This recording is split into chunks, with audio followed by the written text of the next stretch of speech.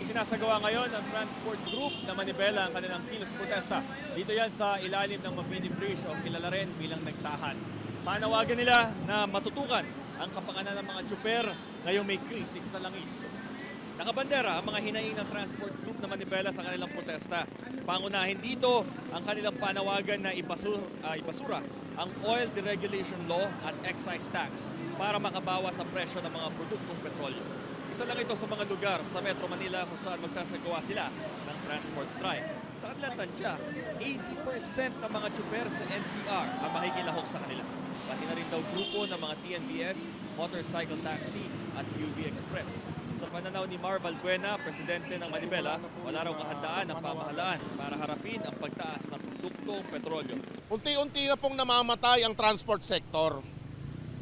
Ito pong pagtaas ng presyo ng diesel na wala pong kontrol ang ating pamahalaan. Ito po ang pinakamasakit dito sa punto po ng gyera sa gitnang silangan. Hindi po yung gyera ang kalaban natin, mga negosyante po ang kalaban natin na nagsasamantala po dito sa nagaganap po na gyera sa gitnang silangan.